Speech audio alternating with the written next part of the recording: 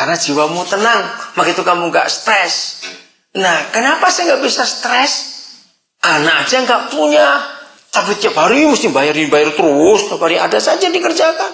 Karena saya menggenapi ayat ini dan Galatia 2 ayat 20 tadi. Saya tuh nikmati betul hidup ini, saya nikmati sekali. Waktu itu tadi dalam sesuatu bagi saya berkata, sampai sini heran, sini normal atau enggak ya? Saya tuh enggak punya rasa khawatir, enggak punya rasa takut, enggak. Karena saya tahu Papa sedang mengerjakan sesuatu yang indah. Nah, kapan jiwa kita akan mendapat ketenangan? Bagaimana kita pergi ke suatu tempat itu enggak stres, tapi bisa menikmati kalau tujuannya jelas kemana. Kalau tujuan kita hidup, tahu untuk siapa kita hidup, maka pergi itu menyenangkan.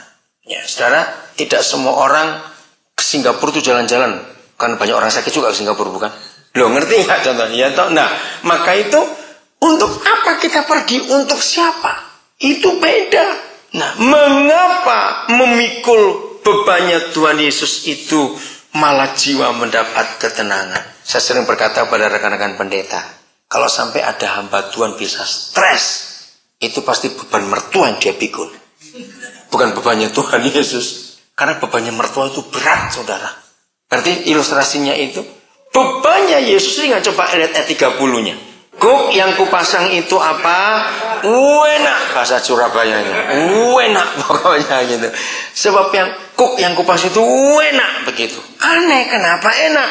Dan yang kedua apanya? Nah, beban kok ringan? Mikul kapas? Enggak. Maka itu beban siapa kita pikul? Jangan saudara merasa terbeban karena punya anak. Jahat saudara. Kalau saudara sebagai orang tua merasa, aduh, berat ya punya anak ini, saudara menghina Tuhan. Pasti salah konsep dalam hidup. Katakan amin, saya terangkan. Anak itu enggak ada yang membebani. Maaf saya berkata. Kami aja enggak punya anak kandung. Begitu banyak anak yang kami urus, saya enggak rasa terbeban. Maka itu bertahun-tahun saudara kenal saya, ketemu saya, pas saya luyu, stres, terus muka sampai kayak apa nggak tahu, nggak mungkin begitu. Tetap sukacita, padahal bebannya nggak makin berkurang loh. Seharusnya orang tuh makin tua kan beban berkurang. Saya tuh makin tambah beban ini karena makin banyak yang diurus. Sekolah kami sekarang nggak cuma di Papua, sudah ke Sumatera, Kalimantan ada, Sulawesi ada. Barusan ini ada orang dari Hawaii, saya soal lama nggak ketemu dia, tiba-tiba ketemu pas lagi makan. Dia kaget. Saya bilang sekolah saya urus kan sudah 53 atau 56. Saya sampai gak berani hitung jelasnya berapa. Umur saya bertambah terus. Ternyata beban gak makin berkurang, makin bertambah. Sampai suatu kali orang tanya, lah pensiunmu kapan? Gak akan pensiun sebelum mati, saya bilang. Karena saya tetap memikul beban Yesus ini. Karena bebannya ringan. Kuknya itu enak. Maka itu kalau saudara punya anak kandung itu merasa rugi, punya anak itu jahat sekali orang ngomong kayak begitu itu. Jangan merasa terbeban. Ayo kita bersuka cita. Karena Tuhan memberkati kita. Amin. Nah, jadi masalahnya, hidup ini karena siapa? Untuk siapa? Pikulan siapa yang kita pikul sekarang ini? Lagi sekali. Kalau anak itu bicara beban, kenapa punya anak sampai segini? Kenapa nggak satu saja? Awas yang ngomong begitu ya. Saudara bersalah besar di hadapan Tuhan. Karena nggak ada seorang pun di antara kita bisa buat anak. Betul? Siapa di antara kita bisa buat anak? Nggak ada. Itu semua karena Tuhan. Maka kita harus tahu di mana Tuhan menempatkan kita. Kiranya hal ini menyadarkan kita. Oke, saya kembali dari dalam kata belajarlah. Saya sangat tertarik dengan kata belajarlah. Kenapa? Orang sekolah itu nggak cuma waktu masih kecil atau masih muda. Percaya nggak? Sampai umur kita sekarang pun kita masih sekolah. Sampai umur kita 70-80 pun kita masih sekolah. Betul atau tidak? Sekolah dalam hal apa? Ayo, karakter, betul. Apalagi sekolah dalam hal apa? Ayo cepat jawab. Kita sekolah terus, gak akan berhenti. Nah ya, pendidikan apa? Dalam hal apa? Kau sudah tua-tua ini loh. Oh, iya. Apa yang kita pelajari? Belajar apa dalam hidup ini? Sabar, mengerti masalah, betul. Apalagi mengampuni, betul. Ya, kesimpulannya begini. Makin jauh kita berjalan, makin banyak gak kita pelajari yang sudah lewati ini.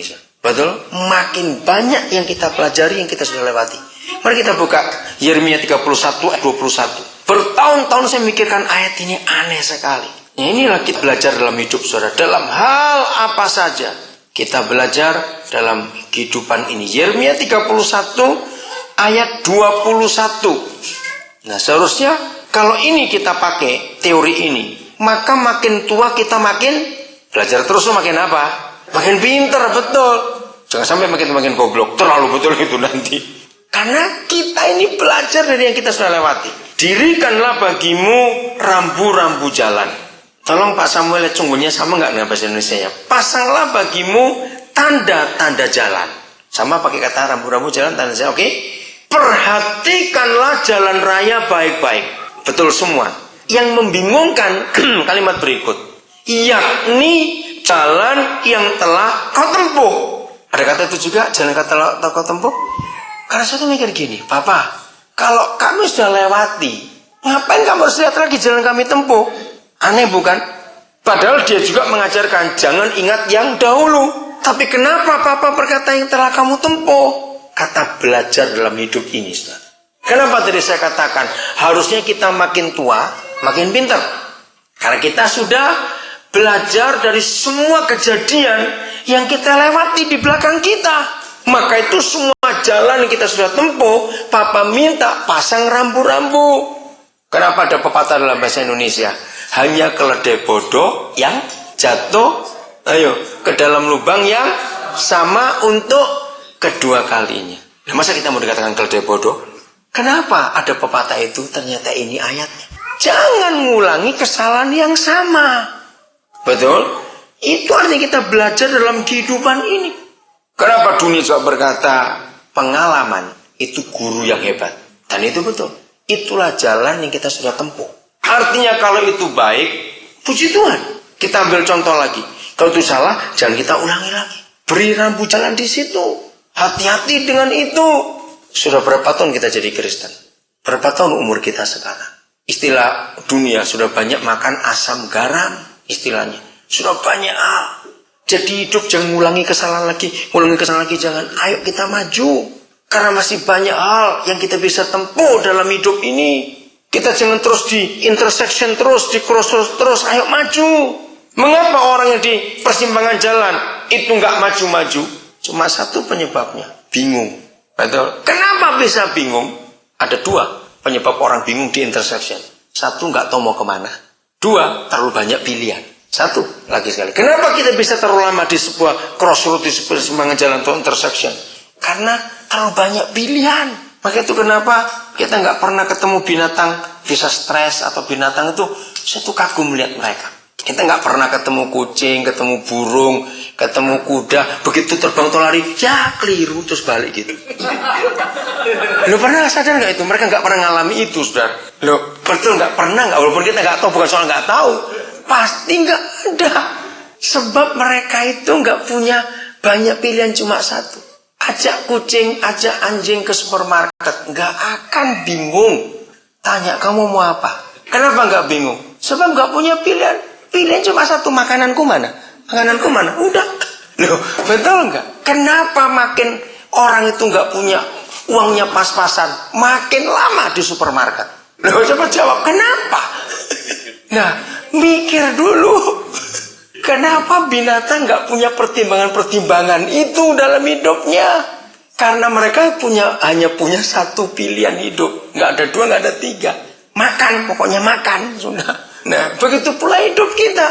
Kalau kita nggak terlalu banyak pilihan, saudara, nggak akan bingung hidup ini. Walaupun sudah di intersection pun jalan saja, sudah tahu kok kemana tujuannya. Nah, ini bedanya. Maaf kalau saya mulai cerita saya lagi. Kenapa saya begitu ngurus ratusan anak? Kok nggak sebingung yang punya 2 anak saja? Maaf jangan marah saya kalau saya ngomong ini. Karena saya tahu beban siapa ini yang saya urus. Saya ulangi, siapa yang bangun pagi masih merasa capek, merasa aduh hidup ini kok berat betul, kena apa? Terus pagi ngeliatin jari, aduh kok saya kaku semua ini. Kenapa? Maaf jangan marah. Aduh ini kenapa nih? Aduh umur belum banyak kok saya begini. Loh kenapa saya tertawa? Dialami. Karena salah beban. Ini yang kita harus ngerti dalam perjalanan hidup kita. Lulus tahun berapa pertama ke Nias? 2000 berapa? Pertama kami ke Nias, saya lupa tahun berapa, 2000. Kami harus ke Nias Utara, sebuah kampung namanya Lahewa.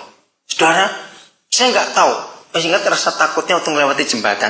Ini kami naik mobil, saudara, dan melewati jembatan. Tapi yang kurang ajar